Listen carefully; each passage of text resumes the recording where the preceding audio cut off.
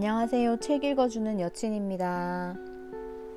이번 주는 화이트데이가 있기도 하고 또 이제 완연한 봄이 시작되는 시기라 설레고 로맨틱한 기분이 드는 건 저만 그런가요?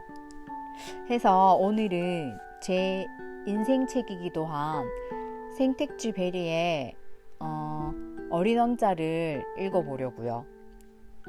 순수한 어린 왕자의 시선으로 인간의 감정과 현실 세계를 다시금 생각해 볼 수 있어서 읽을 때마다 새로운 영감을 주는 띵작, 명작이라고 생각해서 개인적으로 어린 왕자의 장미에 대한 애정은 너무 로맨틱해서 읽을 때마다 마음이 몽글몽글해지기도 하더라고요.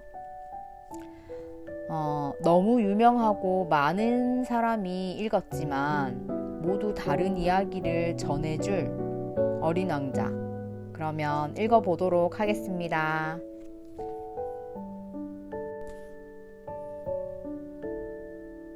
어린 왕자는 철새 이동을 이용해서 자기의 별을 떠나왔으리라 생각한다. 나는 6살 때 체험담이라는 제목의 원시림에 대해 쓴 책에서 아주 기막힌 그림 하나를 보았다. 그것은 보아뱀이 어떤 맹수를 집어삼키고 있는 그림이었다.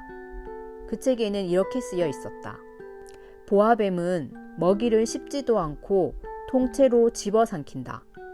그리고는 꼼짝도 하지 않고 그 먹이가 다 소화될 때까지 반년 동안 잠만 잔다. 나는 이 그림을 보고 난 후 원시림에서 일어나는 여러 가지 모험들에 대해 한동안 생각해 본 다음 색연필로 내 나름대로 그림을 그려보았다. 내 생의 첫 번째 그림이다. 그 그림은 다음과 같다.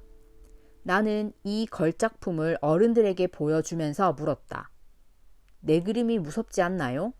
그러자 어른들은 그런 내가 이상하다는 듯이 대답했다.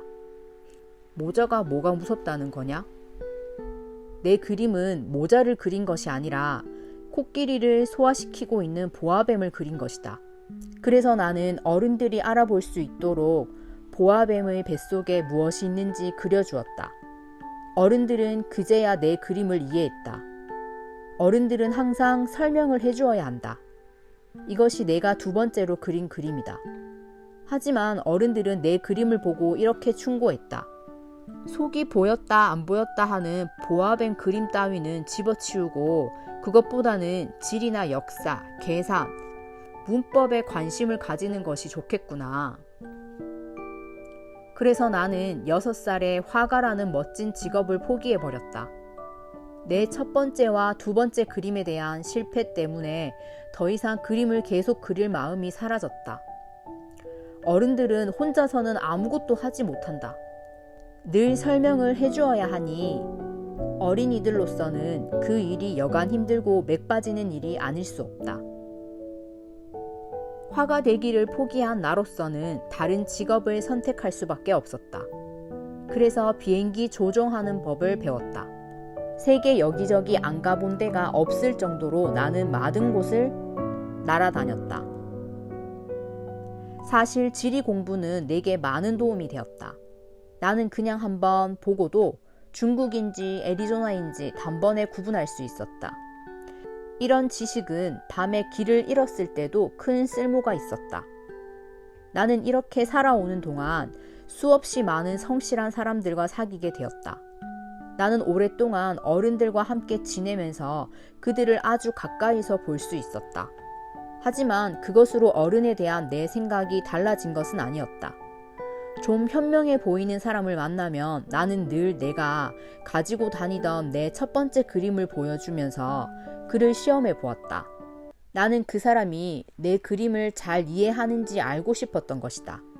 그러나 그들의 대답은 늘 한결같았다. 이건 모자로구나. 그럴 때면 나는 보아뱀이니 원시림이니 별이니 하는 이야기는 아예 꺼내지도 않았다. 그리고는 그들이 이해할 만한 이야기를 했다. 즉, 카드놀이나 골프, 정치, 넥타이 등에 대한 이야기를 했다. 그러면 그들은 매우 똑똑한 사람을 새로 알게 되었다며 기뻐했다. 나는 그렇게 서로 마음을 터놓고 진실한 이야기를 나눌 사람이 없이 혼자 쓸쓸하게 살아왔다. 그러다가 6년 전 사하라 사막 한가운데서 비행기 엔진이 고장나고 말았다. 거기에는 비행기 수리하는 사람도 승객도 없었다. 그래서 어려운 비행기 수리를 혼자 해야 했다. 그것은 나한테는 죽느냐 사느냐 하는 문제였다. 겨우 일주일 정도 마실 물밖에 남아있지 않았기 때문이다. 나는 사람들이 사는 곳에서 수천 킬로미터나 떨어진 사막의 모래 위에서 첫날 밤을 보내게 되었다. 넓은 바다 한가운데 떠있는 뗏목 위의 표류자보다 더 외로운 신세가 되었다. 그러다가 해 뜰 무렵에 이상한 작은 목소리가 나를 잠에서 깨웠을 때 내가 얼마나 놀랐는지 여러분도 충분히 상상이 갈 것이다. 그 작은 목소리는 이렇게 말했다. 저 양 한 마리만 그려줘. 뭐라고? 양 한 마리만 그려달라고. 나는 벼락이라도 맞은 것처럼 너무 놀라 벌떡 일어났다. 나는 눈을 비비며 주위를 자세히 둘러보았다. 그랬더니 정말 이상하게 생긴 조그만 사내아이가 나를 심각한 얼굴로 바라보고 있었다. 여기에 있는 이 그림은 훗날 내가 그를 그린 그림 가운데 가장 멋진 작품이지만 그의 실제 모습보다 훨씬 매력이 없다. 하지만 그건 내 잘못이 아니다. 나는 6살 때 어른들 때문에 화가로서의 꿈을 포기했고 속이 보였다 안 보였다 하는 보아뱀 그림밖에는 아무것도 그려본 적이 없기 때문이다. 아무튼 나는 눈을 크게 뜨고 느닷없이 나타난 그 아이를 바라보았다. 내가 사람들이 사는 곳으로부터 수천 킬로미터나 떨어진 사막에 있었다는 사실을 잊어서는 안 된다. 그런데 그 아이는 아무리 봐도 길을 잃은 것 같지 않았고 피곤하다거나 배가 고프다거나 목이 마른 것 같지도 않았으며 두려움에 떨고 있는 것 같지도 않았다. 사람들이 사는 곳에서 수천 킬로미터나 떨어진 사막 한가운데서 길을 잃은 어린아이의 모습은 그 어디에서도 찾아볼 수 없었다. 나는 겨우 정신을 차리고 입을 열었다. 그런데 너 여기서 대체 뭐 하고 있는 거니? 그러자 그 아이는 아주 중요한 일이기나 한 것처럼 가만히 같은 말을 되풀이했다. 부탁이야. 나한테 양 한 마리만 그려줘. 누구든지 너무도 신비스러운 일을 당하게 되면 거기에 순순히 따르는 법이다. 사람이 사는 곳에서 수천 킬로미터나 떨어진 곳에서 언제 죽을지도 모르는 상황에서 내가 양이나 그리고 있다는 것은 너무나 엉뚱한 일이라고 생각하겠지만 나는 주머니에서 종이 한 장과 만년필을 꺼냈다. 그런데 막상 그림을 그리려고 하자 내가 그동안 공부한 것이라고는 지리나 역사, 계산, 문법밖에 없다는 생각이 들어 그 아이에게 퉁명스럽게 말했다. 나는 그림을 그릴 줄 모른단다. 그러자 그 아이가 대답했다. 괜찮아. 양 한 마리만 그려줘. 나는 한 번도 양을 그려본 적이 없었으므로 어떻게 해야 할지 망설이다가 내가 그릴 줄 아는 단 2가지 그림 중 하나를 그려주었다. 그것은 속이 보이지 않는 보아뱀 그림이었다. 그런데 놀랍게도 그 아이는 이렇게 말했다. 아니야, 그건 아니야. 보아뱀 속의 코끼리는 싫어. 보아뱀은 너무 위험하고 코끼리는 너무 거추장스러워. 내가 사는 곳에는 무엇이든 아주 작아. 나는 양이 필요해. 그러니까 양을 그려줘. 나는 깜짝 놀랐다. 내 그림을 처음으로 이 아이가 이해한 것이다. 나는 그 아이가 원하는 대로 양을 그려주었다. 그 아이가 그림을 자세히 들여다보더니 이렇게 말했다. 그게 아니야. 이 양은 이미 병이 들었어. 다른 걸로 그려줘. 나는 다시 그림을 그렸다. 그러자 그 아이는 상냥하게 웃으며 말했다. 이것 보세요. 이건 양이 아니라 염소잖아요.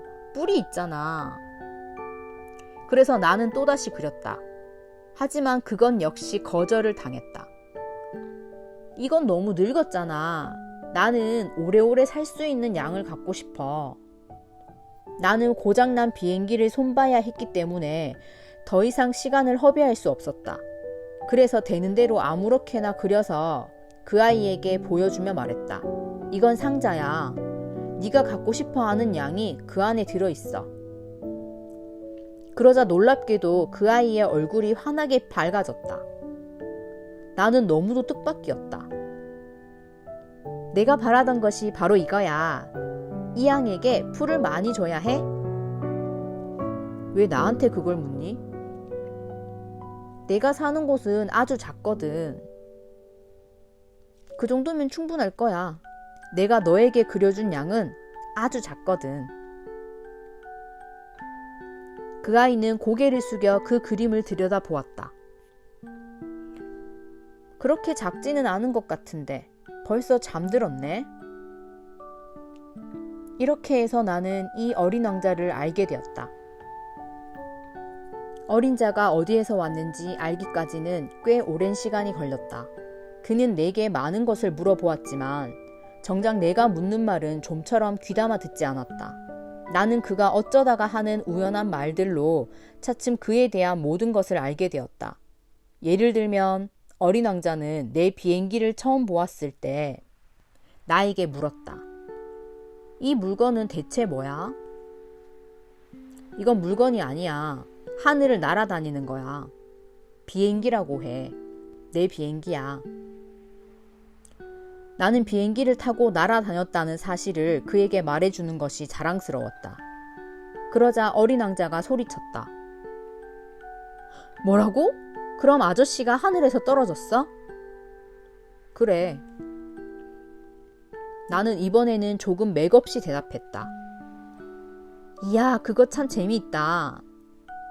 어린 왕자는 아주 유쾌하다는 듯이 깔깔거리며 웃어댔다. 그 바람에 나는 무척 화가 났다. 나는 그가 나의 불행을 진지하게 생각해 주기를 바라고 있었던 것이다. 그가 한마디 덧붙였다. 그럼 아저씨도 하늘에서 왔구나. 어느 별에서 왔어? 순간 나는 그의 신비로운 존재를 이해하는데 한 줄기 빛이 비치는 것 같은 느낌이 들었다. 나는 얼른 물었다. 그럼 너는 다른 별에서 왔니? 그러나 그는 내 말에는 대답하지 않고 비행기를 바라보면서 고개를 끄덕였다. 저걸 타고서 그렇게 멀리서는 오지 않았겠는데? 어린 왕자는 한동안 깊은 생각에 잠기더니 주머니에서 내가 그려준 양 그림을 꺼내들고 무슨 보물인 듯 열심히 들여다보았다. 나는 어린 왕자가 슬쩍 내비친 다른 별이라는 그 비밀스러운 이야기에 대해 호기심으로 몸이 달아올랐다. 이 점에 대해선 여러분들도 충분히 짐작이 가리라. 나는 그에 대해 좀 더 알아내려고 애를 썼다. 꼬마야, 넌 어디서 왔니? 네가 사는 곳이란 어디를 말하는 거니? 내가 그려준 양을 어디로 데려갈 거니? 어린 왕자는 내가 묻는 말은 아랑곳도 하지 않고 잠시 생각에 잠기는 듯 하더니 대답했다. 아저씨가 준 이 상자는 밤에 양의 집으로 쓸 수 있겠어. 아주 잘 됐어. 그럼 네가 말만 잘 들으면 낮에 양을 메어 놓을 수 있는 고삐와 말뚝도 그려줄게. 그 말에 어린 왕자는 언짢은 표정으로 말했다. 양을 메어 놓는다고? 어떻게 그런 생각을 하지? 하지만 양을 메어 놓지 않으면 아무데나 가서 길을 잃을 거야. 그러자 어린 왕자는 다시 웃음을 터뜨렸다. 아니? 양이 어디로 간다는 거야? 어디든 곧장 앞으로 가겠지. 그랬더니 어린 왕자는 웃음을 거두고 진지하게 말했다. 괜찮아. 내가 사는 곳은 아주 작으니까. 그러고는 조금 슬픈 듯한 목소리로 덧붙였다. 앞으로 곧장 가봐야 멀리 갈 수도 없어. 나는 이렇게 해서 아주 중요한 두 번째 사실을 알게 되었다. 그것은 어린 왕자가 사는 별이 집 한 채보다 조금 클까 말까 하다는 것이었다. 그렇다고 그것이 크게 놀랄 일은 아니었다. 지구나 목성, 화성, 금성처럼 사람들이 이름을 붙인 큰 별들 외에도 수없이 많은 별들이 있고 망원경으로도 볼 수 없는 아주 작은 별들 또한 많다는 것을 잘 알고 있었기 때문이다. 천문학자들은 그런 별을 발견하면 이름 대신 번호를 붙인다. 예를 들면 소혹성 3251호라는 식으로 부르는 것이다. 나는 어린 왕자가 살던 별이 소혹성 B612호이라고 생각했다. 거기에는 그만한 까닭이 있었다. 그 소혹성은 1909년 터키의 천문학자가 망원경으로 딱 한 번 잡은 적이 있었다. 그 천문학자는 당시 국제천문학회에서 자신이 발견한 별을 훌륭하게 증명해 보였다. 하지만 그는 낡은 터키 고유 의상을 입고 있었기 때문에 아무도 그 말을 믿지 않았다. 어른들이란 언제나 이런 식이다. 그 후로 터키의 한 독재자가 국민들에게 양복을 입으라고 명령했다. 이에 따르지 않으면 사형을 시키겠다고까지 했다. 그것은 소혹성 B612호의 이름을 다시 알리는데 참으로 다행한 일이었다. 천문학자는 1920년 아주 멋진 양복을 입고서 다시 그 별을 증명해 보였다.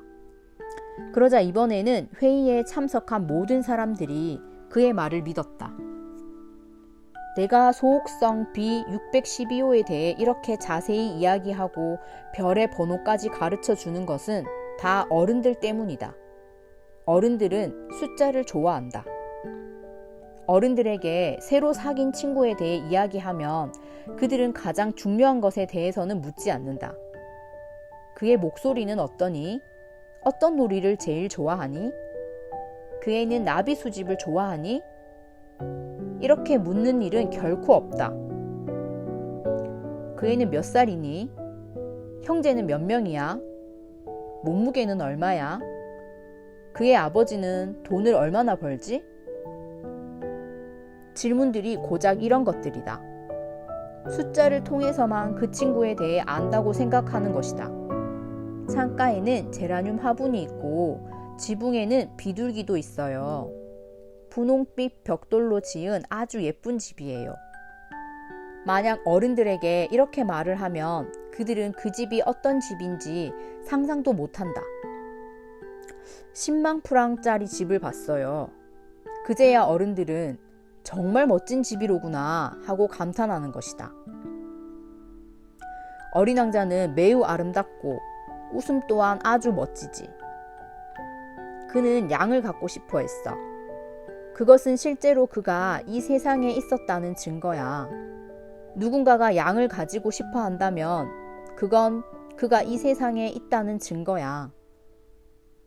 이런 말을 어른들에게 한다면 그들은 그저 어깨를 으쓱해 보이며 여러분을 어린애로 취급할 것이다. 어린 왕자가 살던 별은 소혹성 B612호야. 하지만 이렇게 말하면 그들은 이내 알아듣고 더 이상 귀찮은 질문을 하지 않을 것이다. 그렇다고 어른들을 나쁘게 생각해서는 안 된다. 아이들은 어른들을 항상 너그럽게 대해야 한다. 하지만 인생이 무엇인지 이해하는 우리에게 숫자 따위는 문제가 되지 않는다. 나는 이 이야기를 옛날 동화처럼 쓰고 싶었다. 옛날에 자기보다 클까 말까한 아주 작은 별에 어린 왕자가 살았습니다. 그는 친구가 그리웠습니다. 나는 이렇게 말하고 싶었다. 인생이 무엇인지 이해하는 사람들에게는 이런 식으로 시작하는 것이 훨씬 더 진실하게 여겨질 것이다. 왜냐하면 나는 사람들이 내 책을 아무렇게나 읽는 것을 원하지 않기 때문이다.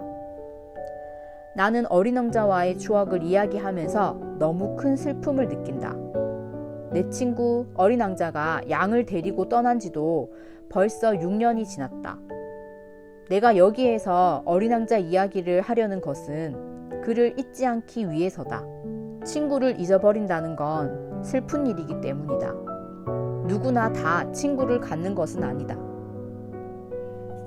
어린 왕자를 잊는다면 나도 숫자 이외에는 아무것도 관심이 없는 어른들처럼 될 것이다. 내가 물감과 연필을 산 것도 이 때문이다. 6살 때 속이 들여다 보이거나 보이지 않거나 하는 보아뱀 이외에는 그림을 전혀 그려본 일이 없는 내가 이 나이에 다시 그림을 그린다는 것은 정말 힘든 일이다.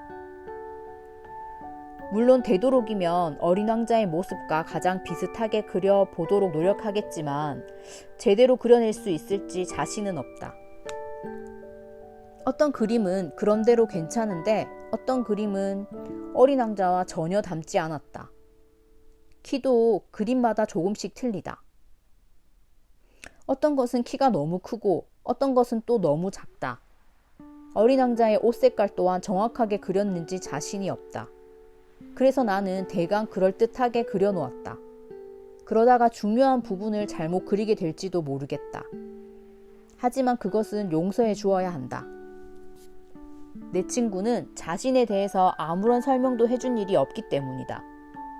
아마 내가 자기와 비슷하다고 생각했는지도 모른다. 그러나 나는 불행히도 상자 속에 있는 양을 꿰뚫어 볼 수가 없었다. 어쩌면 나도 약간은 어른들과 같을지도 모른다.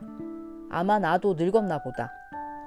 사막에서 그렇게 지내는 동안 나는 어린 왕자와의 대화를 통해 그가 살던 별과 그가 그 별을 떠나온 이유, 그리고 그의 여행에 대해서 조금씩 알게 되었다. 이는 어린 왕자가 무심결에 내뱉은 말들로 서서히 알게 된 것이었다. 사흘째 되던 날 내가 바오밥 나무의 비극을 알게 된 것도 그렇게 해서였다. 이번에도 역시 양의 덕분이었다. 어린 왕자가 갑자기 심각한 표정으로 내게 물었다. 양이 작은 나무를 먹는다는 게 정말이야? 그럼 정말이고 말고. 아, 그럼 다행이구나. 나는 양이 작은 나무를 먹는 것이 왜 그렇게 중요한지 이해할 수가 없었다. 어린 왕자가 덧붙였다. 그럼 양은 바오밥 나무도 먹겠네? 나는 바오밥 나무는 작은 나무가 아니라 성당만큼이나 아주 거대한 나무이고 코끼리 한 떼를 몰고 간다 하더라도 바오밥 나무 한 그루를 다 먹어치우지 못할 것이라고 말했다. 한때 코끼리란 말에 어린 왕자는 웃음을 터뜨렸다.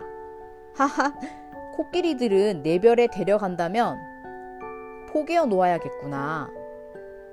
그러고 나서 어린 왕자는 영리하게도 이런 말을 했다.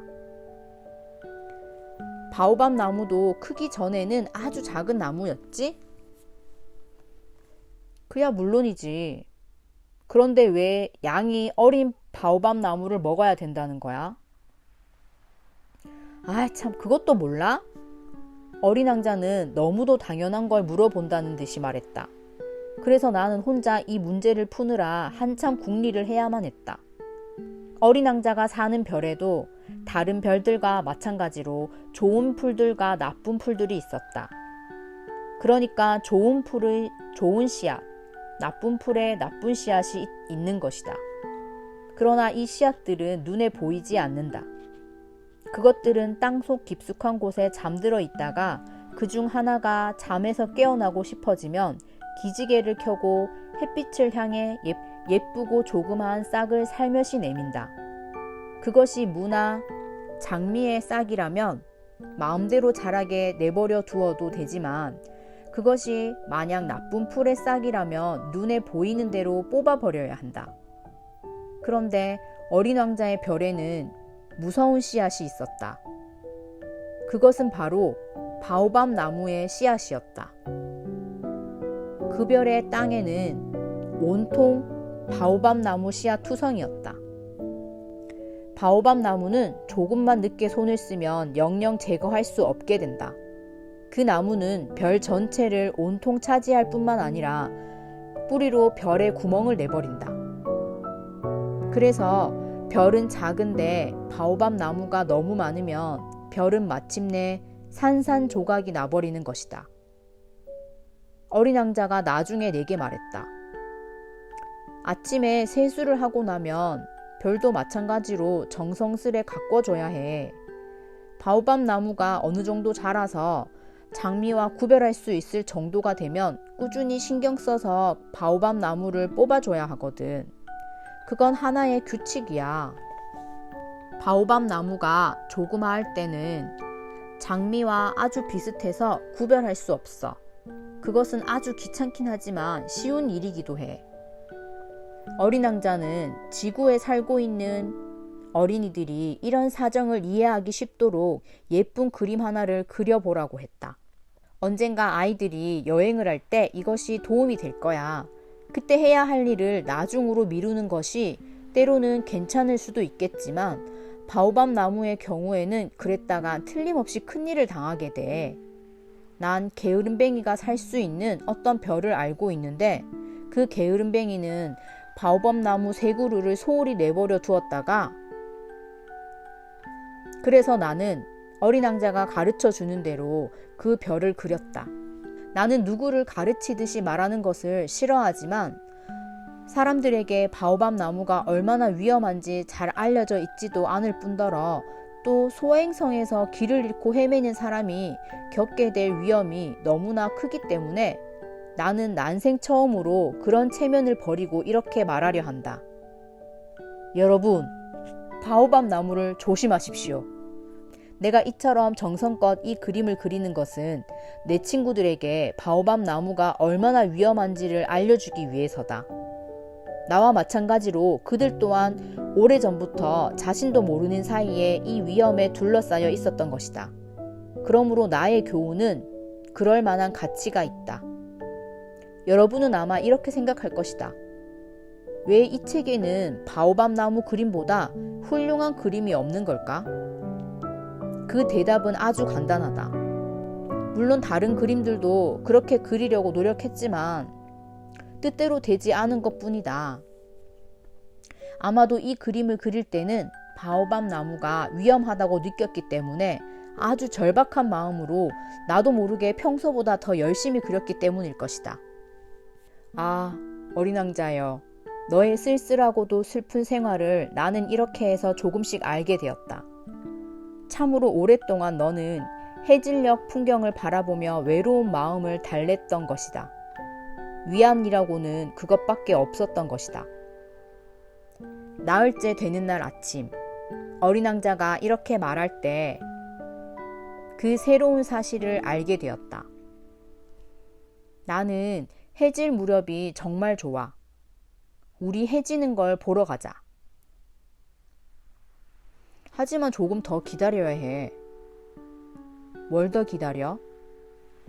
해가 지기를 기다려야지. 어린 왕자는 처음에는 깜짝 놀라는 기색이었으나 곧 자기가 한 말이 우스운 듯 깔깔대며 웃었다. 그러고는 이렇게 말했다. 난 지금 내가 내 별에 있는 줄 알았어. 사실 그럴 수도 있다. 누구나 알고 있듯이 미국이 정오일 때 프랑스는 해가 질 무렵이다. 당장 해가 지는 광경을 보고 싶다면 단숨에 프랑스로 달려가면 되지만 그러나 불행히도 프랑스는 너무나 멀리 떨어진 곳에 있다. 어린 왕자의 작은 별에서는 의자를 몇 발짝 옮겨 놓기만 하면 되었다. 그래서 어린 왕자는 원할 때면 언제든지 해가 지는 것을 볼 수 있었던 것이다. 나는 어느 날 해 지는 것을 43번이나 봤어. 그리고 잠시 후 어린 왕자가 말했다. 아주 슬플 때면 해 지는 모습이 보고 싶어. 해 지는 것을 43번이나 보던 날, 그럼 넌 아주 슬펐었니? 그러나 어린 왕자는 아무 대답도 하지 않았다. 닷새째 되던 날, 언제나 그렇듯이 이번에도 양의 덕택으로 나는 어린 왕자에 대한 비밀 한 가지를 또 알게 되었다. 그는 오랫동안 무언가를 생각한 끝에 갑자기 나에게 물었다. 양이 작은 나무를 먹을 수 있으니까 꽃도 먹겠지? 양은 닥치는 대로 아무거나 다 먹을걸? 가시가 있는 꽃도 먹어? 그럼 가시가 있는 꽃도 먹고 말고? 그렇다면 가시가 무슨 소용이 있어? 나 역시 그것을 알 수 없었다. 나는 그때 엔진에 꽉 죄어있는 나사를 푸느라 온 정신이 팔려 있었다. 비행기가 생각보다 많이 고장난 것 같아 나는 여간 걱정스러운 것이 아니었다. 게다가 마실 물도 거의 바닥이 드러나 최악의 경우를 생각하지 않을 수 없었다. 그렇다면 가시가 왜 있는 거냐고. 어린 왕자는 한번 질문을 하면 절대로 포기하는 적이 없었다. 나는 나사 때문에 신경이 곤두서 있었기 때문에 되는 대로 아무렇게나 대답했다. 가시는 아무짝에도 쓸모없어. 공연히 꽃들이 심술을 부리려고 달고 있는 거야. 그래? 잠시 아무 말 없이 가만히 있던 어린 왕자는 원망스럽다는 듯 나에게 이렇게 툭 쏘아붙였다. 아저씨 말은 믿을 수가 없어. 꽃들은 연약하고 순진해. 꽃들은 최선을 다해 자신들을 보호하는 거야. 가시가 겁을 줄 수 있다고 믿고 있는 거야. 나는 아무 대답도 하지 않았다. 내 머릿속은 온통 나사 생각뿐이었다. 이놈의 나사가 계속 말을 듣지 않으면 망치로 두들겨 튀어나오게 해야지. 어린 왕자는 또다시 내 생각을 흔들어 놓았다. 그럼 아저씨 생각엔 꽃들이 정말로... 그만해, 제발 그만. 아무래도 좋아. 난 그냥 아무렇게나 되는 대로 대답했을 뿐이야. 나는 지금 아주 중요한 일을 하고 있단 말이야. 어린 왕자는 어이가 없다는 듯이 나를 바라보았다. 중요한 일이라고? 어린 왕자는 온통 시커멓게 기름투성이가 된 손에 망치를 들고 그가 아주 흉측하게 여기는 물건위에다 몸을 엎드리고 있는 나를 물끄러미 바라보았다. 아저씨도 어쩔 수 없이 어른들처럼 말하는구나. 그 말을 듣고 나는 좀 부끄러웠다. 그런데도 어린 왕자는 쌀쌀맞은 목소리로 사정없이 이렇게 덧붙였다. 아저씨는 지금 모든 것을 혼동하고 있어. 모든 걸 뒤죽박죽으로 만들고 있단 말이야. 어린 왕자는 정말로 화가 나 있었다. 어린 왕자의 금빛 머리칼이 바람에 휘날렸다. 내가 아는 어떤 별에는 얼굴이 빨간 신사가 살고 있어. 그 사람은 꽃향기라고는 한 번도 맡아본 적이 없고 별을 바라본 적도 없고 누군가를 사랑해 본 적도 없어. 그 사람은 오로지 계산하는 일밖에 아는 것이 없었어. 그리고 아저씨처럼 하루 종일 난 중요한 일로 바쁜 사람이야. 아주 중요한 일을 하는 사람이야. 라는 말만 되풀이하지. 아주 교만으로 가득 차 있었지. 하지만 그건 사람이 아니라 버섯이었어. 버섯. 뭐라고? 버섯이라니까. 어린 왕자는 화가 나서 얼굴까지 하얗게 변해 있었다. 꽃들은 이미 수백만 년 전부터 가시를 만들고 있었어. 양들이 꽃을 먹는 것도 수백만 년 전부터야. 그런데도 꽃들이 아무짝에도 쓸모없는 가시를 왜 그렇게 애써 만드는지 알려는 게 중요하지 않다는 거야? 양과 꽃들의 전쟁이 중요하지 않다는 거야? 이것이 얼굴이 빨간 신사가 날마다 하는 계산보다 더 중요하지 않아? 이 세상 어디에도 없고 오직 나의 별에만 있는 이 세상 단 하나뿐인 꽃이 있어. 어느 날 아침 작은 양이 무심코 그 꽃을 먹어버릴 수도 있는데 그것이 중요한 일이 아니란 말이야? 어린 왕자는 화가 잔뜩 나서 빨갛게 상기된 얼굴로 다시 말을 이었다. 수백만 개의 별 중에서 단 하나밖에 존재하지 않는 꽃을 사랑하고 있는 사람은 그 별을 바라보는 것만으로도 행복할 거야. 저 별 어딘가에 내 꽃이 있겠지. 라고 생각하면서 말이야. 그런데 만일 양이 그 꽃을 먹어버린다면 어떻게 되겠어? 그 사람에겐 모든 별이 갑자기 사라져 버리는 것과 마찬가지야. 그런데도 그게 중요하지 않단 말이야? 어린 왕자는 더 이상 말을 잇지 못하고 흐느껴 울기 시작했다. 어느새 해가 지고 밤이 찾아왔다.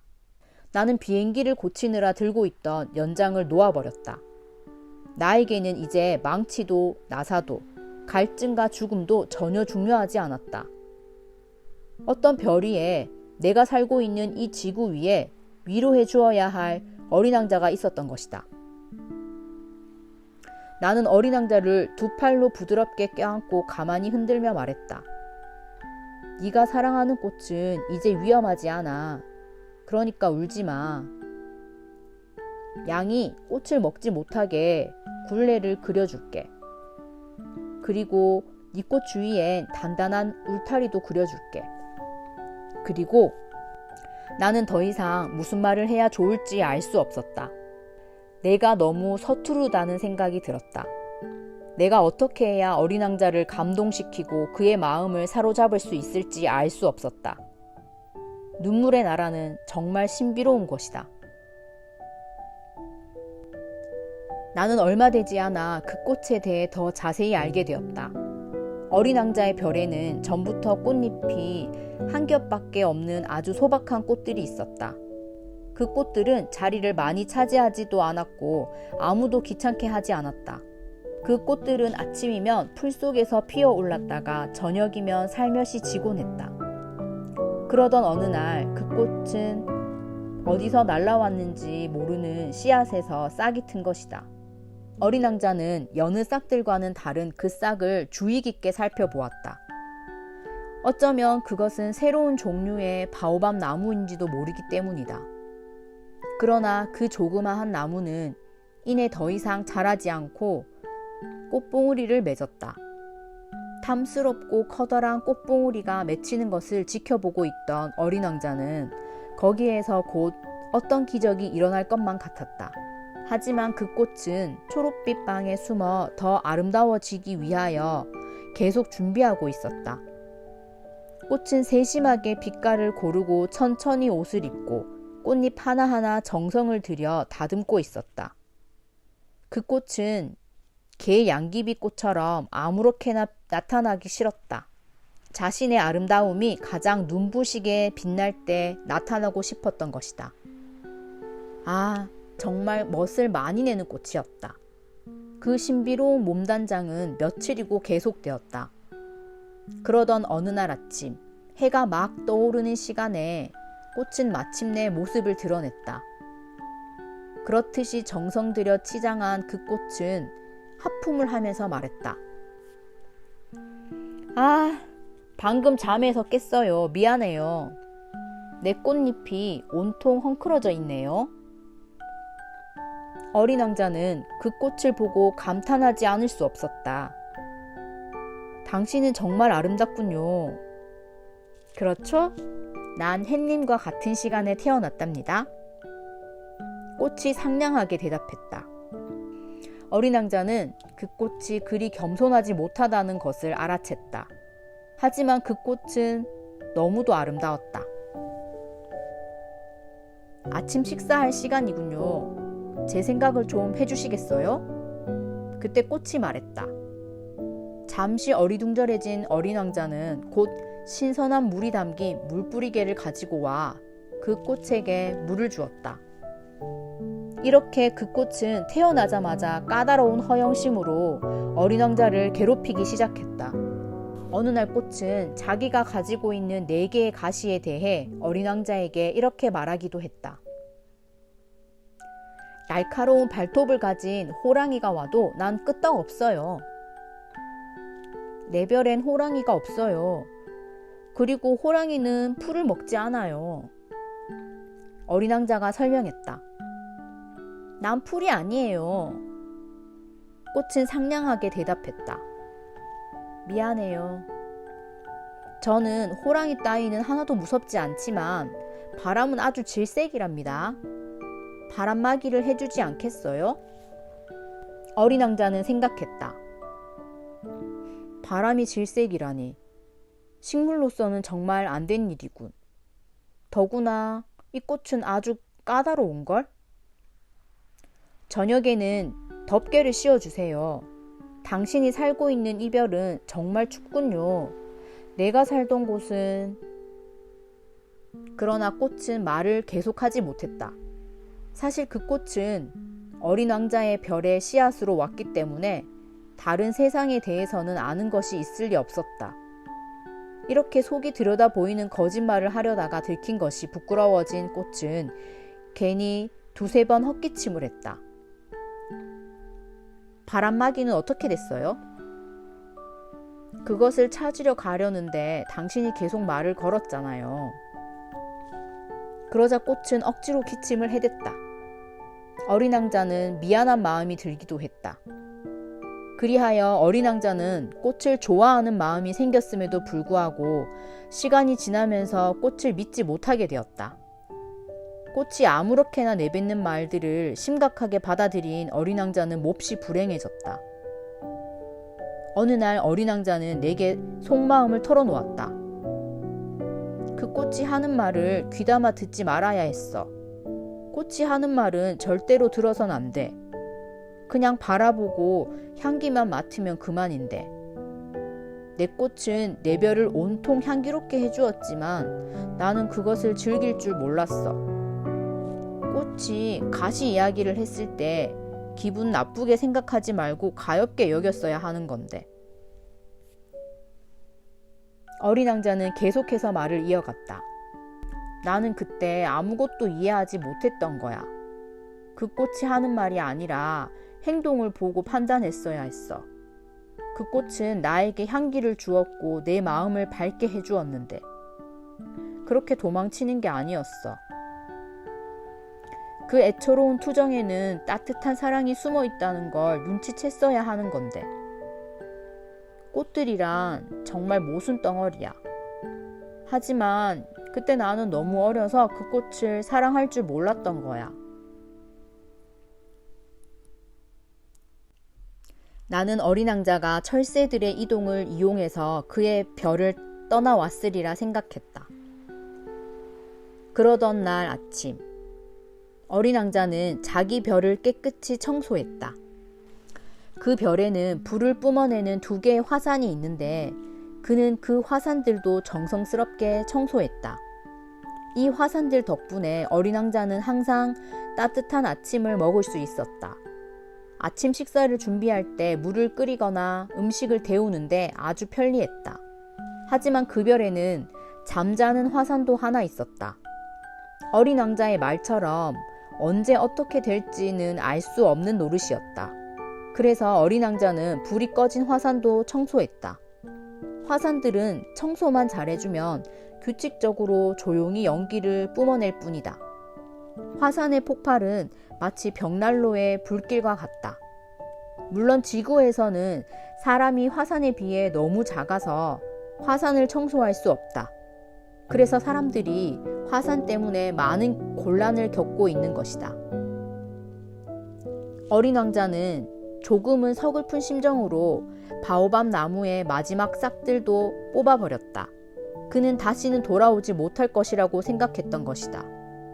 그래서 그런지 늘 하던 일이 그날 아침에는 유난히도 정겹게 느껴졌다. 어린 왕자가 마지막으로 꽃에 물을 주고 바람막이를 씌워주려고 했을 때는 울음이 곧 터질 것만 같았다. 잘 있어. 어린 왕자는 꽃에게 작별 인사를 했다. 그러나 꽃은 아무 대답도 하지 않았다. 잘 있어. 어린 왕자는 다시 작별 인사를 했다. 꽃은 대답 대신 기침을 했다. 하지만 그것은 감기 때문이 아니었다. 내가 어리석었어요. 용서해줘요. 그리고 부디 행복하세요. 꽃은 마침내 입을 열었다. 어린 왕자는 꽃이 자기를 원망하지 않는다는 사실에 놀랐다. 그는 바람막이를 손에 든 채 어쩔 줄 몰라 하며 멍하니 서 있었다. 그는 꽃이 이렇듯 다정스럽게 말을 하는 것을 이해할 수 없었다. 사실 난 당신을 정말 사랑했어요. 당신은 그런 내 마음을 전혀 몰랐지요. 하긴 내 잘못이기도 하지만 이젠 그런 건 아무래도 소용없어요. 하지만 당신도 나처럼 어리석었어요. 부디 행복하세요. 그 바람막이는 그냥 내버려둬요. 이제 필요 없어요. 그렇지만 바람이 불면 난 사실 감기에 걸린 게 아니에요. 시원한 밤바람이 오히려 내게 좋을 거예요. 난 꽃이니까요. 그래도 혹시 벌레들이 나비와 친해지려면 두세 마리의 벌레쯤은 참고 견뎌야 돼요. 나비는 정말 아름답지요. 나비가 아니면 누가 날 찾아주겠어요? 당신은 저 멀리 가버릴 테고 큰 짐승들도 조금도 겁낼 거 없어요. 나에겐 가시가 있으니까요. 그리고는 꽃은 천진스럽게 가시 4개를 보여주었다. 그렇게 주저할 것 없어요. 떠나려고 마음먹었으면 빨리 가버려요. 꽃은 어린 왕자에게 우는 모습을 보여주고 싶지 않아서 그렇게 말한 것이었다. 꽃은 그만큼 자존심이 강했다. 어린 왕자의 별은 소옥성 325호, 326호, 327호, 328호, 329호, 330호와 가까이 있었다. 그래서 어린 왕자는 일거리도 찾아보고 지식도 넓힐 겸 그 별들을 방문하기로 했다. 첫 번째 별에는 왕이 살고 있었다. 그 왕은 붉은 옷에 하얀 단비 모피로 된 옷을 입고 매우 검소하면서도 위엄 있는 왕자에 앉아 있었다. 아, 신하가 한 명 왔구나. 어린 왕자를 보자 왕은 큰 소리로 외쳤다. 그러자 어린 왕자는 이상한 생각이 들었다. 나를 한 번도 본 적이 없는데 어떻게 나를 알아볼까? 왕들에게는 세상이 아주 단순하다는 걸 어린 왕자는 몰랐다. 왕에겐 모든 사람이 다 신하인 것이다. 그대를 좀 더 자세히 볼 수 있도록 가까이 오너라. 왕은 마침내 누군가에게 왕노릇을 하게 된 것이 몹시 자랑스러운 듯 말했다. 어린 왕자는 앉을 자리를 찾아보았지만 그 별은 단비털로 된 그 호화스러운 망토로 온통 다 뒤덮여 있었다. 그래서 어린 왕자는 그대로 서 있을 수밖에 없었다. 그렇게 한참 서 있자니 어린 왕자는 피곤했다. 그래서 자기도 모르게 하품이 나왔다. 왕 앞에서 하품을 하는 것은 예의에 어긋난 일이니라. 짐은 그것을 그만오라. 왕이 위엄 있게 말했다. 하품을 도저히 참을 수가 없어요. 오랫동안 여행하느라 잠을 제대로 못 잤거든요. 어린 왕자는 당황해서 이렇게 대답했다. 그렇다면 그대에게 명하노니 하품을 하도록 하라. 짐은 오랫동안 하품하는 사람을 보지 못했노라. 하품하는 모습이 짐에게는 신기한 구경거리이구나.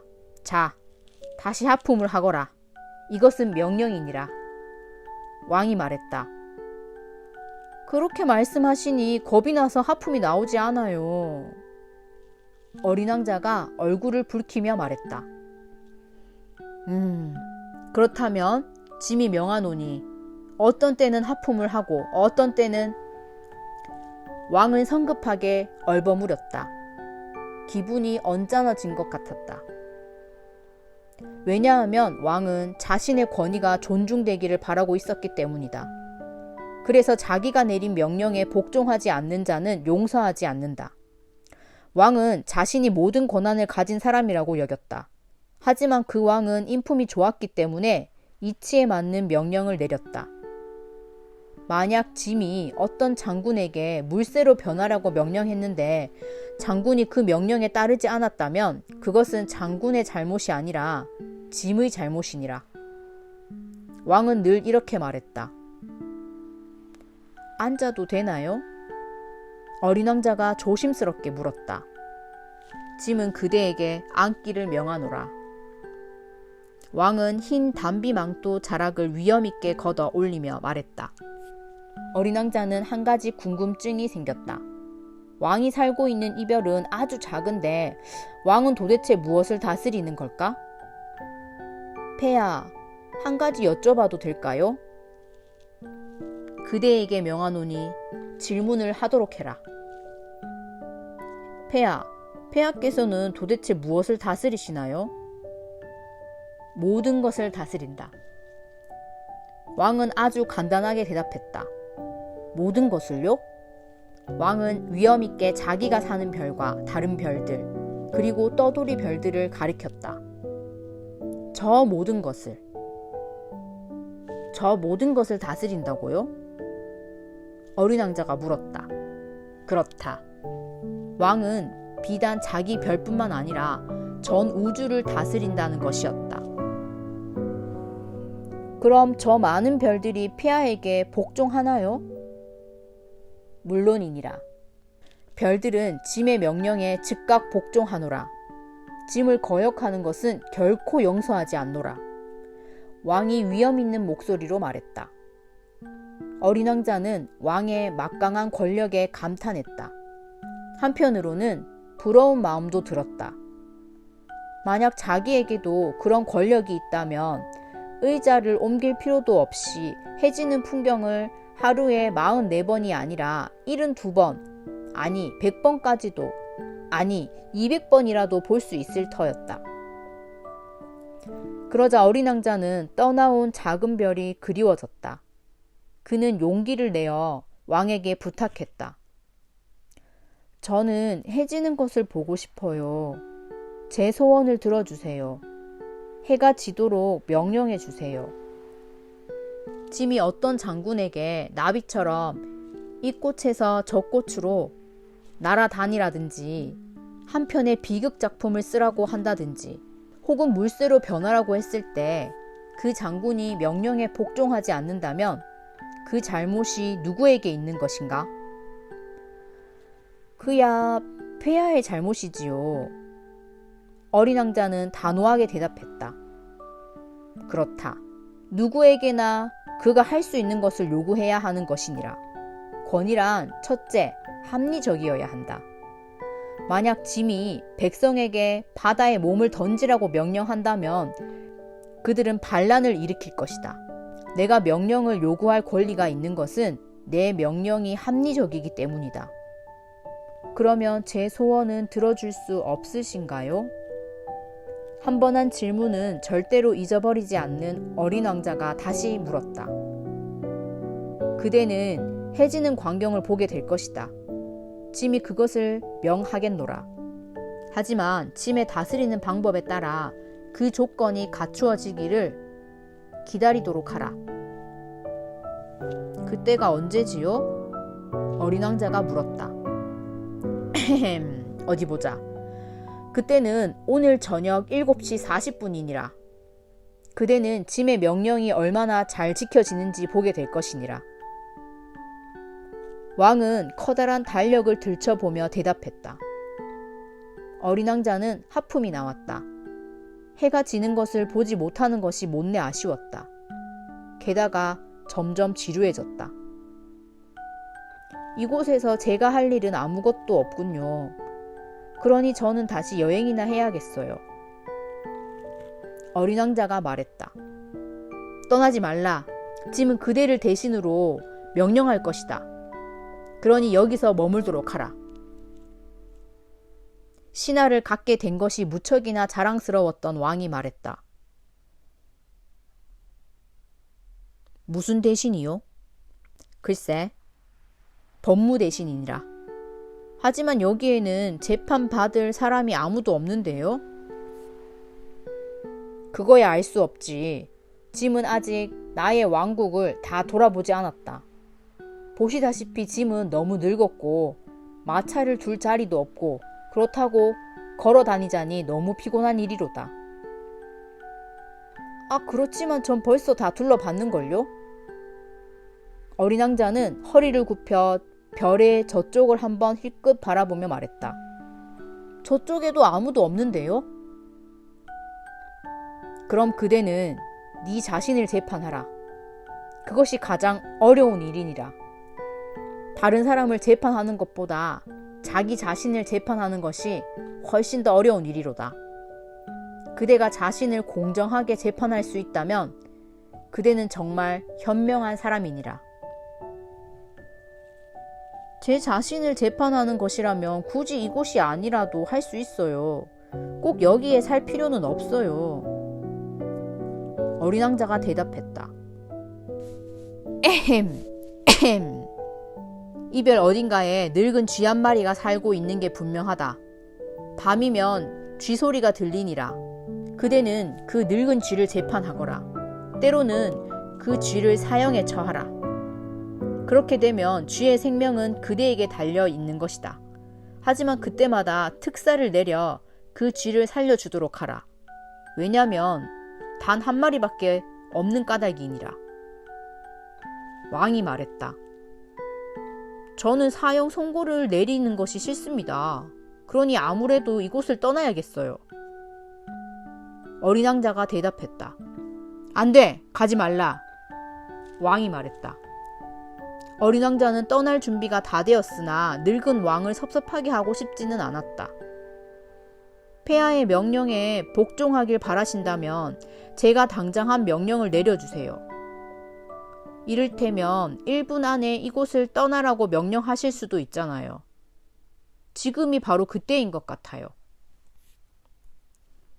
왕은 아무 말도 하지 않았다. 어린 왕자는 잠시 망설이다가 한숨을 내쉬고는 길을 떠났다. 그때 왕이 황급히 외쳤다.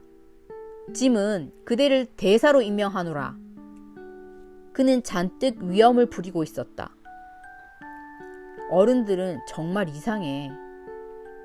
어린 왕자는 이런 생각을 하며 다시 여행을 떠났다.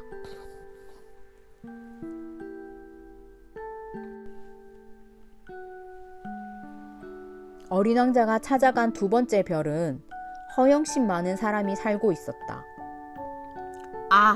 저기 나를 찬양할 사람이 오는군. 어린 왕자를 보자마자 허영심 많은 사람이 멀리서부터 소리를 쳤다. 그 사람에게는 모든 사람들이 다 자기를 찬양해 주는 자로 보이기 때문이다. 안녕하세요. 이상한 모자를 쓰고 계시군요. 어린 왕자가 말했다. 이건 답례를 하기 위한 모자란다. 사람들이 내게 갈채를 보낼 때 이것을 살짝 들고 인사를 한단다. 그런데 불행하게도 이곳을 지나는 사람이 아무도 없단 말이야. 그래요? 어린 왕자는 그가 무슨 말을 하는지 이해할 수 없었다. 두 손을 마주 쳐봐. 허영심 많은 사람이 말했다. 어린 왕자는 두 손을 마주 쳤다. 그러자 허영심 많은 사람은 모자를 들어올리며 점잖게 답례했다. 왕을 만났을 때보다 훨씬 재미있는데? 어린 왕자는 속으로 생각하며 다시 박수를 쳤다. 허영심 많은 사람은 다시 모자를 들어올리며 답례를 했다. 5분이나 손뼉을 친 어린 왕자는 그 놀이가 따분해졌다. 어떻게 하면 모자가 떨어지나요? 어린 왕자가 물었다. 그러나 허영심 많은 사람은 어린 왕자의 말을 못 들은 채 했다. 허영심 많은 사람들에겐 자기들을 찬양하는 말밖에는 아무것도 들리지 않기 때문이다. 너는 정말로 나를 찬양하는 거니? 허영심 많은 사람이 어린 왕자에게 물었다. 찬양한다는 게 뭐죠? 찬양한다는 건 내가 이별에서 가장 멋있고 부자이고 똑똑하다고 인정해주는 것이란다. 그렇지만 이별엔 아저씨 혼자밖에 없잖아요. 부탁한다. 나를 기쁘게 해다오. 아무튼 나를 찬양해 주려무나. 난 아저씨를 찬양해요. 그런데 그게 아저씨하고 무슨 상관이 있나요? 어린 왕자는 어이가 없다는 듯 어깨를 으쓱하며 말했다. 어린 왕자는 그 별을 떠났다. 어른들이란 정말 이상해. 어린 왕자는 이렇게 생각하면서 다시 여행을 했다. 그 다음으로 찾아간 별은 술꾼이 살고 있었다. 어린 왕자는 그 별에서는 잠깐 동안 머물렀지만 마음이 몹시 우울해졌다. 여기저기 늘여놓은 빈 술병과 술이 가득 찬 술병, 한 무더기를 앞에 놓고 말없이 앉아 술을 마시고 있는 술꾼에게 어린 왕자가 물었다. 뭘 하고 있는 거예요? 술을 마시고 있지. 술꾼이 침울한 표정으로 대답했다. 왜 술을 마시지요? 어린 왕자가 물었다. 잊어버리려고 그런단다. 술꾼이 대답했다. 무엇을 잊으려고요? 어린 왕자는 술꾼이 측은한 생각이 들었다. 부끄러운 걸 잊기 위해서 그런단다. 술꾼은 고개를 숙이며 대답했다. 뭐가 부끄러운데요? 어린 왕자는 술꾼을 도와주고 싶어서 자세히 물었다. 술을 마신다는 게 부끄럽다는 거야. 이렇게 말하고는 술꾼은 입을 꼭 다물어 버렸다. 난처해진 어린 왕자는 그 별을 떠나버렸다. 그는 도무지 어른들을 이해할 수 없었다. 어른들은 정말 이상해. 어린 왕자는 다시 길을 떠났다. 네 번째 별에는 사업가가 살고 있었다. 그 사람은 무엇이 그리 바쁜지 어린 왕자가 왔는데도 고개조차 들지 않았다. 안녕하세요. 담뱃불이 꺼졌네요. 어린 왕자가 그에게 말했다. 셋에다 둘을 더하면 5, 5에다 7이면 12, 12에다 셋이면 15. 안녕. 15에다 7이면 22, 22에다 6이면 28. 너무 바빠서 다시 불을 붙일 시간도 없구나. 26에 5이면 31. 휴. 그러니까 5억 162만 2731이로구나. 뭐가 5억이에요? 어린 왕자가 놀란 목소리로 물었다. 응? 너 아직도 거기 있었니? 5억 100만... 그 다음이 뭔지 잊어버렸군. 난 지금 굉장히 바빠. 지금 아주 중요한 일을 하고 있거든. 쓸데없는 일로 시간을 낭비할 수 없단 말이야. 2에다 5을 더하면 7. 뭐가 5억 100만이라는 거예요? 한 번 한 질문은 결코 그냥 넘어간 적이 없는 어린 왕자가 다시 물었다. 그때서야 사업가가 고개를 들었다. 내가 54년 동안 이별해서 살았지만 일하다가 방해를 받은 건 단 3번밖에 없다. 첫 번째는 22년 전이었는데 어디서 날아왔는지 풍뎅이 한 마리가 어찌나 요란한 소리를 내던지 계산이 4군데나 틀렸었지. 두 번째는 11년 전이었는데 신경통 때문이었어. 운동 부족으로 생긴 병이었지만 난 성실하게 일하는 사람이니까 산책할 시간이 없었단다. 세 번째는 바로 지금이야. 너 때문이라고. 그러니까 5억 100만이라고 했지? 뭐가 5억이라는 거예요? 사업가는 이제 조용히 일하기는 다 글렀다고 생각했다. 그것은 이따금씩 하늘에 보이는 저 수백만 개의 작은 것들을 말한다. 파리 말인가요? 천만에. 반짝이는 빛나는 작은 것들 말이야. 그럼 꿀벌 말인가요? 아니야. 게으름뱅이들에게 허황된 꿈을 꾸게 하는 금빛으로 빛나는 작은 것들 말이야. 하지만 난 성실한 사람이라 그럴 시간이 없지. 아, 아저씨가 말하는 건 별이군요. 그래, 맞았어. 그런데 아저씨는 5억이나 되는 별들로 뭘 하겠다는 거예요? 별들은 5억 162만 2731개야. 나는 정확하고 빈틈없는 사람이야. 이 숫자는 틀림없어. 그 많은 별들을 가지고 뭘 하는데요? 뭘 하느냐고? 그래요. 아무것도 안 해. 그냥 그것들을 갖고 있는 것 뿐이야. 별들을 그냥 갖고 있다고요? 그래. 하지만 내가 전에 만난 왕은 아무것도 소유하지 않아. 그냥 다스리는 거지. 소유하는 것과 다스리는 것은 아주 다른 거라고. 그럼 아저씨는 왜 많은 별을 갖고 있는 거죠? 부자가 되게 해주니까. 부자가 되면 뭐가 좋지요? 다른 별들을 더 살 수 있잖아. 이 아저씨도 술꾼처럼 말하고 있구나. 어린 왕자는 이런 생각을 하며 다시 물었다. 어떻게 해야 별을 제 것으로 만들 수 있어요? 그 별들이 대체 누구 거지? 사업가는 투덜대며 어린 왕자에게 되물었다. 글쎄요, 전 잘 모르지만 그 누구의 것도 아닐 거예요. 그러니까 그건 내 거야. 내가 제일 먼저 그 생각을 했으니까. 그러면 아저씨 것이 되는 거예요? 그럼? 그렇고 말고 네가 임자 없는 다이아몬드를 발견했다면 그건 바로 네 것이야. 또 네가 임자 없는 섬을 발견했다면 그것 또한 네 것이지. 네가 어떤 좋은 생각을 제일 먼저 해서 특허를 얻으면 그건 네 것이 되는 거야.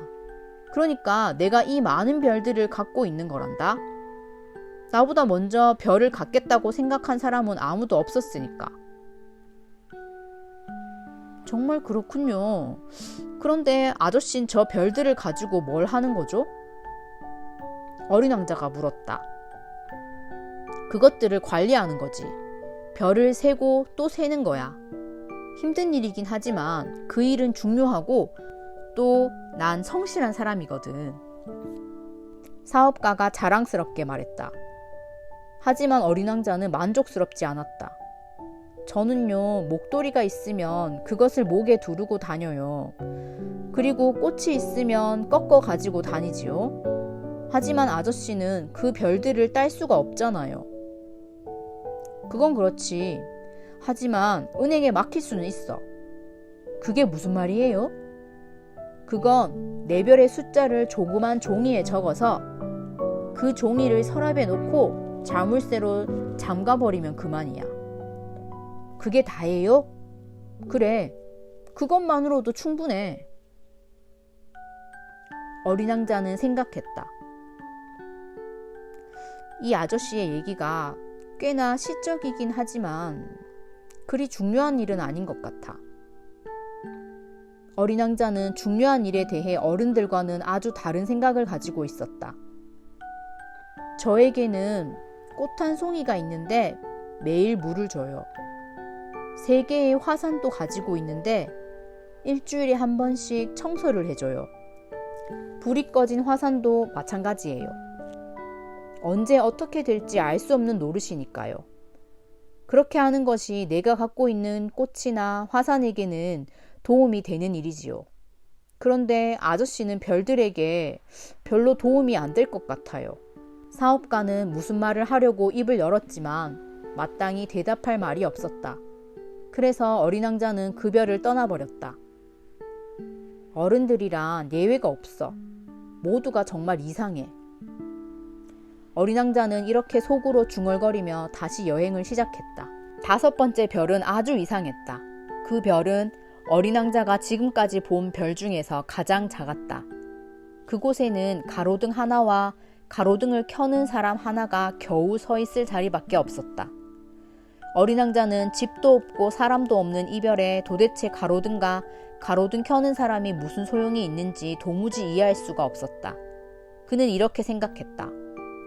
이 사람도 어쩌면 어리석을지 몰라.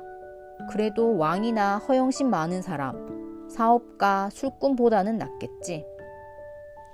적어도 그가 하는 일은 의미 있는 일이니까. 그가 가로등을 켜는 일은 별이 하나 더 생기는 것과 꽃 한 송이가 새로 피는 것과 마찬가지야. 그가 가로등을 끌 때면 그 꽃이나 별은 잠이 들겠군. 정말 아름답고 의미 있는 일이야. 어린 왕자는 그 별에 도착하자 가로등 켜는 사람에게 공손히 인사했다. 안녕하세요. 그런데 왜 방금 가로등을 껐어요? 안녕? 그건 명령 때문이야. 가로등 켜는 사람이 대답했다. 무슨 명령인데요? 가로등을 끄라는 명령이지. 안녕? 그리고 가로등 켜는 사람은 다시 가로등을 켰다. 그런데 왜 방금 다시 가로등을 켰어요? 명령이야. 가로등 켜는 사람은 대답했다. 무슨 말인지 이해할 수 없어요. 어린 왕자가 말했다. 그래도 할 수 없어. 명령은 명령이니까. 안녕. 그는 그렇게 말하고 다시 가로등을 껐다. 그리고는 붉은 바둑 판무늬 손수건으로 이마에 땀을 닦았다. 내가 지금 하는 일은 정말 힘든 작업이야. 옛날에는 괜찮았는데. 아침에 불을 끄고 저녁이면 다시 불을 켰거든. 그래서 나머지 시간에는 쉬고 밤에는 잠을 잤지. 그럼 그 뒤로 명령이 바뀌었나요? 명령은 바뀌지 않았어. 그래, 바로 그게 문제인 거야. 이 별은 해가 갈수록 점점 빨리 도는데 명령은 바뀌지 않으니 말이야. 가로등 켜는 사람이 말했다. 그래서요? 어린 왕자가 물었다. 그러니까 이제 이 별은 1분마다 한 바퀴씩 돌기 때문에 나는 1초도 쉴 새가 없는 거야.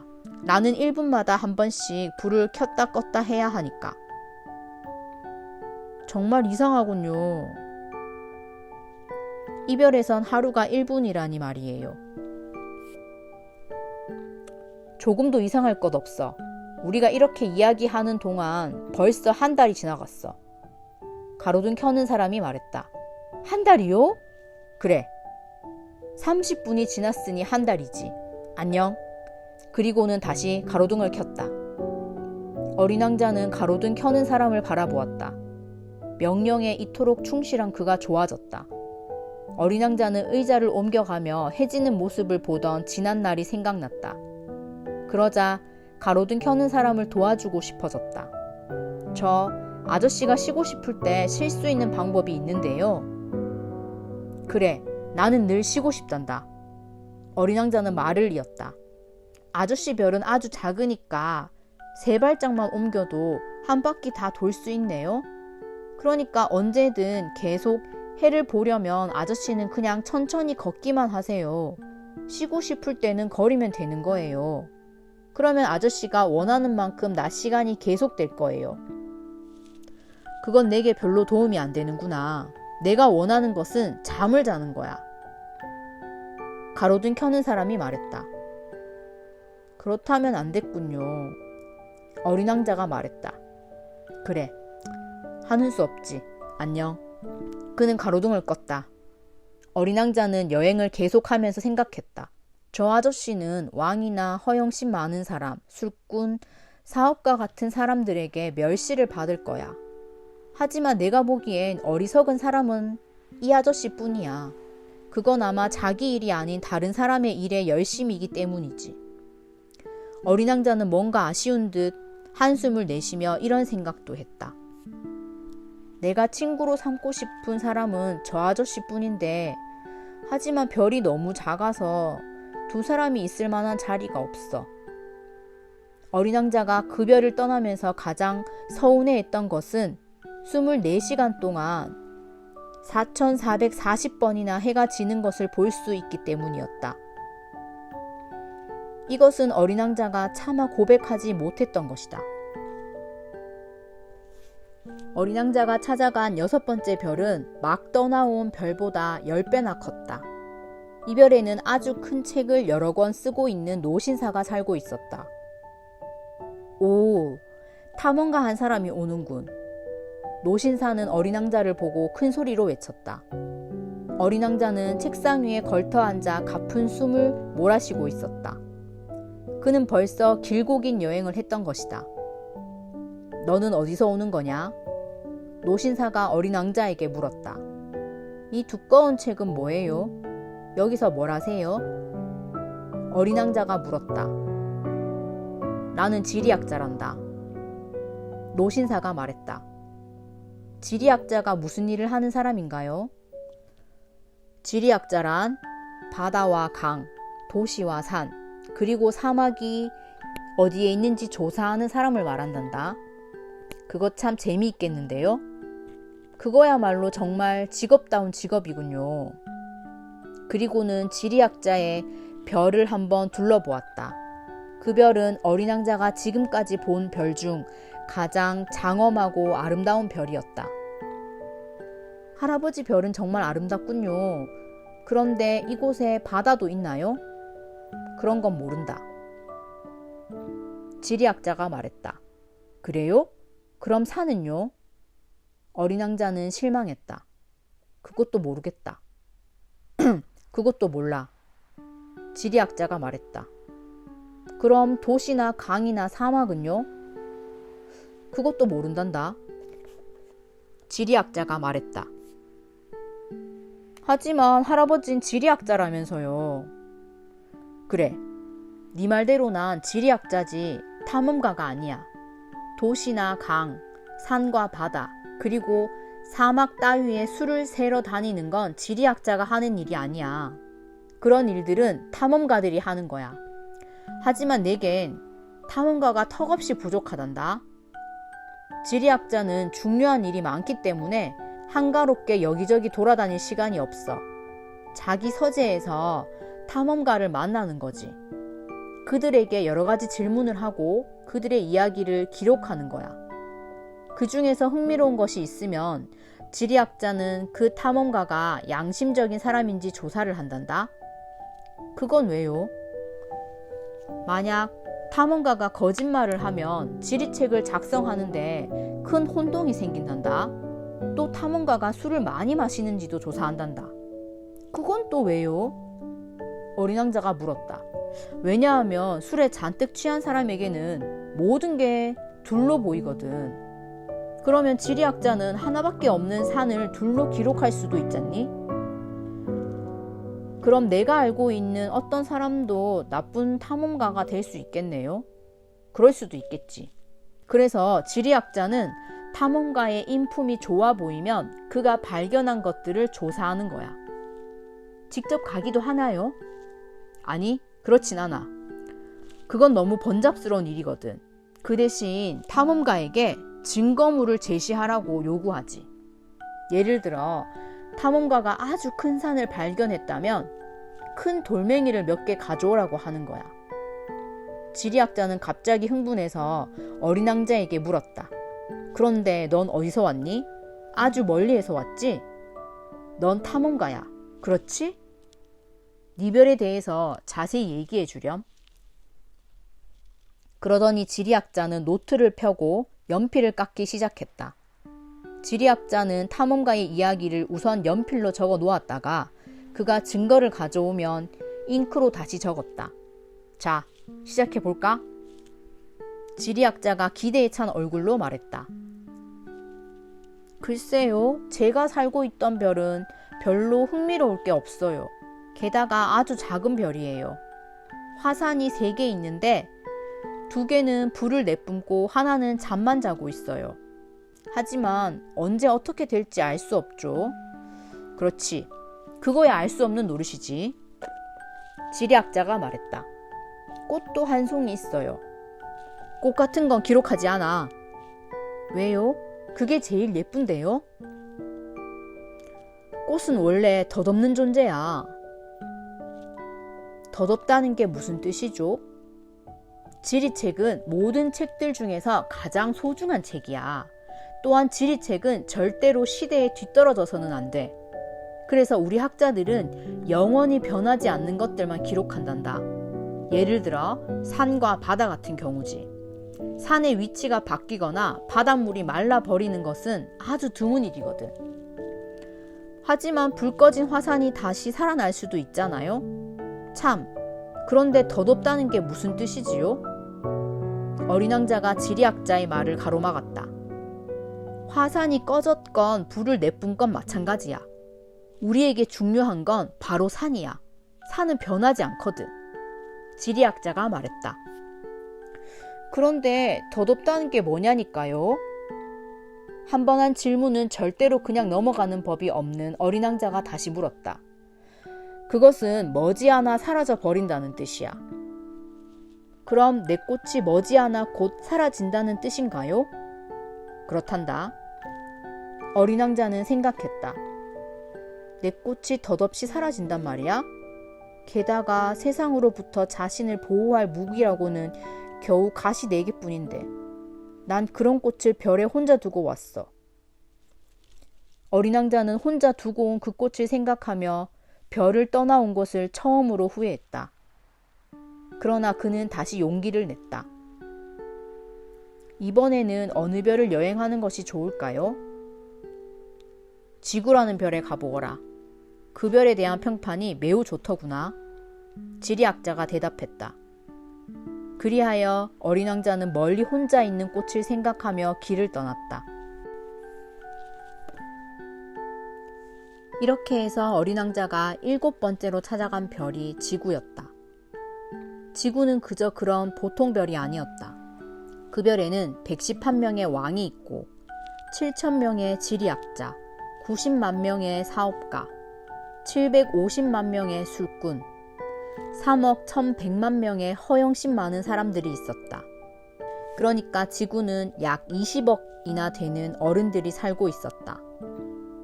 전기가 발명되기 전에는 온 지구를 통틀어 46만 2,511명의 가로등에 불을 켜는 사람이 있었다고 한다. 그러니 이 지구가 얼마나 큰지 여러분은 짐작할 수 있을 것이다. 조금 떨어진 곳에서 보는 가로등에 불을 켜는 광경은 무척이나 찬란했다. 그들이 무리져 움직이는 모습은 마치 오페라 발레단처럼 질서정연했다. 맨 먼저 뉴질랜드와 오스트레일리아에 불 켜는 사람들이 나온다. 그들이 가로등을 켜고 잠을 자러 가면 이번에는 중국과 시베리아의 사람들이 춤을 추며 나오는 것이다. 이들이 손을 흔들며 무대 뒤로 사라지면 그 다음엔 러시아와 인도의 가로등에 불을 켜는 사람들 차례가 된다. 그 다음은 아프리카와 유럽, 그 다음에는 남미와 북미의 사람들이 차례로 나타나는 것이다. 또한 그들은 무대에 나타나는 순서를 한 번도 틀린 적이 없었다. 그것은 정말로 장엄한 광경이었다. 다만 북극과 남극에 하나밖에 없는 가로등 켜는 사람들만이 한가로운 생활을 보내고 있었다. 그들은 1년에 2번만 일하면 되었다. 너무 재치를 부리다 보면 때로는 거짓말을 하는 수가 있다. 가로등에 불을 켜는 사람에 대해 얘기가 모두 사실은 아니다. 지구를 잘 알지 못하는 사람에게 자칫하면 지구에 대한 그릇된 생각을 심어줄 수 있다. 사람들이 이 넓은 지구에서 차지하는 공간은 아주 좁다. 만약 지구에 있는 20억 명의 사람들은 모두 모아 밀집시켜 놓으면 가로 30, 세로 30km의 땅이면 족하다. 이것은 태평양의 작은 섬 하나에 그들을 다 몰아넣을 수 있다는 얘기다. 물론 어른들은 이 말을 믿지 않을 것이다. 그들은 자신들이 아주 넓은 공간을 차지하고 있다고 믿고 있고 또한 바오밥 나무처럼 자신들이 제일이라고 여기고 있는 것이다. 그러므로 어른들에게 충고를 해주고 싶으면 계산을 해보라고 하면 된다. 그들은 숫자를 좋아하므로 아주 만족해 할 것이다. 하지만 여러분은 그런 쓸데없는 일로 시간을 낭비할 필요가 없다. 여러분은 그냥 내 말을 믿으면 된다. 어린 왕자가 지구에 도착했을 때 사람이라고는 전혀 보이지 않았다. 어린 왕자는 몹시 놀랐다. 혹시 다른 별을 찾아온 것이 아닌가 하고 걱정스러웠다. 그때 달빛을 닮은 작은 고리 같은 것이 모래 속에서 움직였다. 안녕? 어린 왕자가 인사를 했다. 안녕. 뱀이 대답했다. 지금 내가 있는 곳은 어느 별이지? 어린 왕자가 물었다. 이곳은 지구야. 여긴 아프리카지. 뱀이 대답했다. 아, 제대로 왔구나. 그런데 지구에는 사람이 없니? 여긴 사막이야. 사막에는 사람이 살지 않아. 지구는 아주 크단다. 어린 왕자는 도리에 앉아 하늘을 쳐다보았다. 하늘에서 별들이 저렇게 반짝이는 것은 우리 모두가 언젠가는 자신의 별을 다시 찾을 수 있도록 하기 위해서인 것 같아. 내 별을 봐. 바로 우리 위에 있네. 그런데 너무 멀리 있구나. 참 아름답구나. 그런데 여기는 무엇하러 왔니? 뱀이 물었다. 어떤 꽃이 있는데 사이가 별로 안 좋았어. 어린 왕자가 말했다. 채, 그렇구나. 뱀은 조금 어이없어 했다. 어린 왕자와 뱀은 한동안 말이 없었다. 그런데 사람들은 어디 있지? 사막은 좀 쓸쓸하구나. 마침내 어린 왕자가 다시 입을 열었다. 사람들이 있는 곳도 쓸쓸하기는 마찬가지야. 뱀이 말했다. 어린 왕자는 뱀을 한참 동안 바라보았다. 넌 참 재미있게 생긴 동물이구나. 손가락처럼 가느다랗고. 그래도 나는 왕의 손가락보다 더 힘이 세단다. 뱀이 말했다. 어린 왕자가 빙그레 웃었다. 글쎄, 넌 그렇게 힘이 세 보이지는 않는구나. 발도 없고 여행도 할 수 없고. 그렇지만 난 너를 배보다 멀리 데려갈 수 있어. 뱀은 어린 왕자의 발목을 팔찌처럼 칭칭 휘감으며 이렇게 말했다. 누구든 내가 건드리기만 하면 그 사람은 자기가 태어난 곳으로 되돌아가게 되는 거야. 하지만 넌 순진하고 또 다른 별에서 왔으니까. 어린 왕자는 아무 대답도 하지 않았다. 그렇게 연약한 몸으로 이런 돌투성이 지구에 있는 걸 보니 불쌍한 생각이 드는구나. 네 별은 몹시 그리울 텐데. 언제든지 내가 도와줄게. 그래, 잘 알았어. 그런데 넌 왜 계속 수수께끼 같은 말만 하는 거야? 난 모든 걸 해결할 수 있거든. 뱀이 말했다.